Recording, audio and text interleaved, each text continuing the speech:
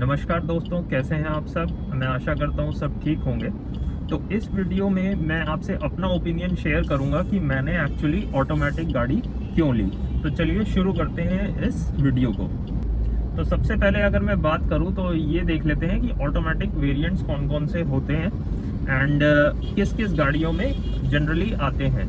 तो automatic variants मोटे मोटे तौर पे AMT होता है, AGS होता है एंड CVT होता है। अब क्योंकि मेरे को उतनी टेक्निकल नॉलेज नहीं है इसके बारे में, सो मैं सिर्फ ड्राइविंग एक्सपीरियंस ही शेयर कर पाऊंगा आपसे।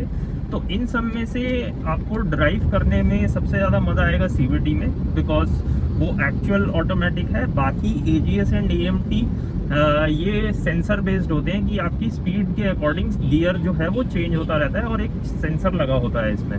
तो ओवरऑल जो है, अगर मैं प्राइस डिफरेंस की भी बात करूं तो CVT आपको कुछ, अगर मैनुअल लेट सपोज 10 लाख की आ रही है तो CVT कुछ 1-2 लाख प्रीमियम तो रहेगा ही रहेगा कम से कम उसमें। और यहाँ पे मैं बात करूं अगर AGS और AMT की, तो अराउंड 50,000 तक का डिफरेंस रहता है। अगर मैनुअल 10 लाख की है तो AGS वाली गाड़ी आ जाएगी आपकी 1050 या 1060 की।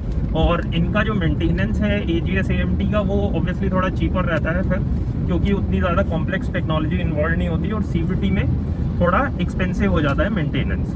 और AGS AMT में एक और चीज़ आपको मिलती है कि आप गाड़ी जो है वो एक मैनुअल मोड में भी ड्राइव कर सकते हैं, और CVT में आपको ऐसा कोई ऑप्शन मिलता नहीं है। लेकिन वो कोई इतना बड़ा एडवांटेज नहीं है मैनुअल मोड में ड्राइव करना, क्योंकि वो भी कोई प्योरली मैनुअल नहीं होता वो भी। सो उसके बारे में आगे बात करेंगे। तो सबसे बड़ा जो प्लस पॉइंट है एक ऑटोमेटिक गाड़ी का, वो है उसकी कन्वीनियंस। क्योंकि मैं एक सिटी में रहता हूँ और वहाँ पे जो ट्रैफिक है वो स्टार्ट स्टॉप ज़्यादा रहता है, और मेरा जो ऑफिस कम्यूट है उसमें भी मेरे को स्टार्ट स्टॉप ट्रैफिक मिलता है। तो ऑटोमेटिक से क्या होता है कि आपको वो बार बार क्लच एंड ब्रेक वाला सिस्टम जो है वो नहीं रहता। आपका एक पैर फ्री रहता है और दूसरे पैर से ही आपको गाड़ी चलानी होती है। लेकिन मैनुअल में आपको पता ही है कि उसमें क्लच ब्रेक का बहुत ज़्यादा इस्तेमाल होता है। तो आपका एक तो पैर पे प्रेशर कम रहता है, और थोड़ा इजीली आप जो है वो गाड़ी नेविगेट भी कर सकते हैं और ड्राइव भी कर सकते हैं कंजेस्टेड ट्रैफिक में। अब बात कर लेते हैं इसका जो ड्रॉबैक कह लो या नेगेटिव कह लो। अकॉर्डिंग टू मी, ज़रूरी नहीं है ये हूँ, लेकिन मेरे को ऐसा लगता है कि ये है। तो पहला हो जाएगा जी, इसकी जो ड्राइविंग एक्सपीरियंस है वो कोई उतना अच्छा नहीं है। मैं मतलब ऑटोमेटिक AGS की बात कर रहा हूँ, और मैं मारुति की इग्निस ओन करता हूँ AGS वेरिएंट। तो इसका ड्राइविंग एक्सपीरियंस अगर आपको चाहिए कि मेरे को मैनुअल जैसा ही मज़ा आना चाहिए, तो वो चीज़ आपको नहीं मिलेगी इसमें। थोड़ा बहुत कॉम्प्रोमाइज़ आपको ड्राइविंग एक्सपीरियंस में करना पड़ेगा। और दूसरा चीज़ ये कि अभी लेट सपोज आप कहीं चढ़ाई पे हैं, तो आपने ऑटोमेटिक पे आप गाड़ी चला रहे हैं, तो उसमें आपने रेस दी। तो इनका क्या होता है कि RPM के बाद, एक जैसे मैं अगर मारुति की बात करूं तो 2000 RPM के बाद जनरली ये लोग गियर चेंज कर देते हैं।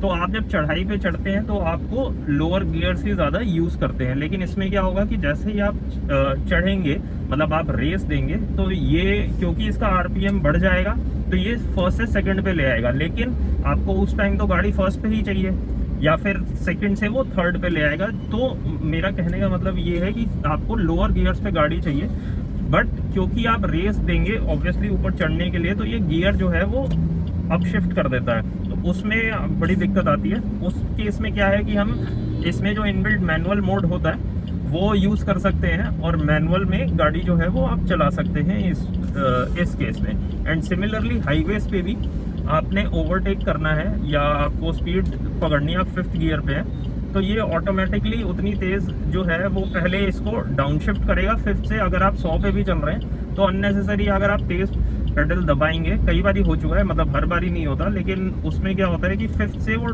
अननेसेसरी वो 4th पे लेके आएगा, फिर आपको एक्सेलरेशन मिलेगा। तो उसमें ना एक्सपीरियंस जो है वो बड़ा ख़राब सा हो जाता है, क्योंकि एक झटका सा महसूस होता है, फिर आपकी गाड़ी जो है वो एक्सेलरेट करती है। तो that is not a good experience according to मी।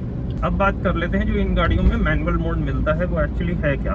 तो मैनुअल मोड सर कुछ नहीं है। इसमें क्या है कि आप जैसे ऑटोमेटिक में अपने आप गियर अप शिफ्ट हो रहे हैं, उसमें आप जैसे मैनुअल में करते हैं वो आप अप शिफ्ट कर सकते हैं। लेकिन आप इसमें अपशिफ्ट तभी कर पाएंगे जब एक सर्टेन आरपीएम आपका रीच हो जाएगा। जैसे इसमें इनबिल्ट एक सेंसर जो भी लगा होगा वो मारुति में लगा है 2000 आरपीएम पे, तो आप फर्स्ट गियर पे चल रहे हैं, आपका 2000 आरपीएम क्रॉस हुआ तो ऑटोमेटिकली सेकंड गियर लग जाएगा। लेकिन अगर आप मैनुअल मोड में हैं और आप चल रहे हैं, गाड़ी चला रहे हैं फर्स्ट गियर पे और आपको 10 की स्पीड पे या फिर 1000 आरपीएम पे सेकंड गियर लगाना है, तो उसमें क्या होगा, आप जब मैनुअल मोड में भी फर्स्ट से सेकंड शिफ्ट करेंगे तो वो नहीं होगा। वो तभी होगा जब इनका जो ऑटोमेटिक थ्रेशहोल्ड है जो इन्होंने सेट कर रखा है 2000 आरपीएम, वो क्रॉस हो जाएगा, तभी आप मैनुअल में भी फर्स्ट से सेकंड पे जा सकते हैं। तो ये एक तरीके का मतलब not that fully manual kind of feel है, बट ऑटोमेटिक और मैनुअल का मिक्सचर रहता है इस केस में।